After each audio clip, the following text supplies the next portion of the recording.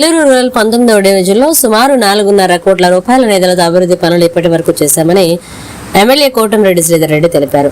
స్థానిక corporator Nookaraju, Jyothipriya, division అధ్యక్షులు నూకరాజు, మదన్ కుమార్ రెడ్డి తదితరులతో కలిసి సిమెంట్ రోడ్డుకు శంకుస్థాపన చేశారు. కేవలం నిధులు సాధించడమే కాకుండా చెప్పిన పనిని చెప్పిన తేదీ లోపల పూర్తి చేయడమే లక్ష్యమన్నారు ఎమ్మెల్యే.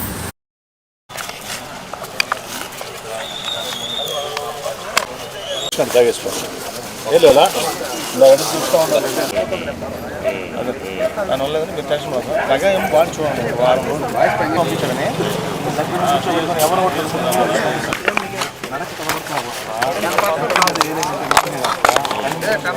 అది అన్కండిషనల్.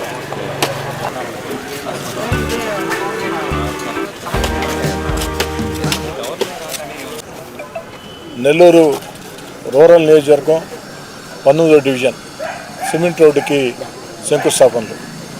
ఇటీవలే ఈ పక్క రోడ్డు శంకుస్థాపనలు చేసుకున్నాం. పనులు కూడా పూర్తయిపోయినాయి. ఈరోజు ఈ పక్క రోడ్డు శంకుస్థాపన చేసుకున్నాం. అతి త్వరలో పూర్తవుతుంది.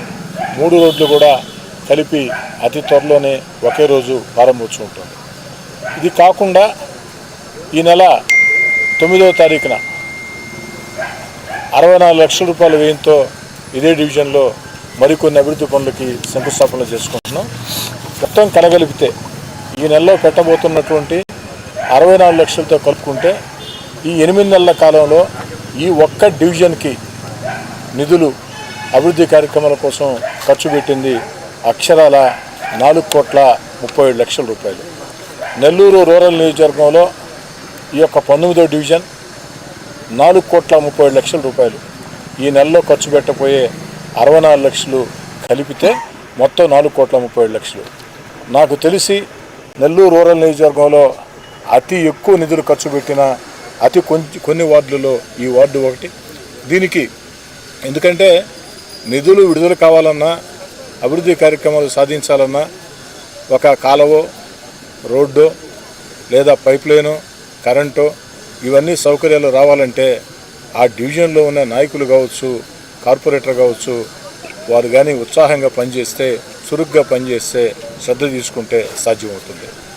4,37 లక్షలు ఈ యొక్క 8 నెలల్లోనే ఈ డివిజన్ సాధించి కేవలం నిధులు సాధించడమే కాదు, శంకుస్థాపన చేసిన పని చెప్పిన తేదీలోగా పూర్తి చేయించి పూర్తి స్థాయిలో ఈ యొక్క డివిజన్లో అభివృద్ధి కార్యక్రమాలు చేపట్టినటువంటి ఈ డివిజన్ కార్పొరేటర్ జ్యోతిప్రియ, వారి భర్త మదన్ కుమార్ రెడ్డి, అదేవిధంగా ఈ డివిజన్లో ఉండే నాయకులందరినీ మనస్ఫూర్తిగా అభినందిస్తూ ఉన్నా.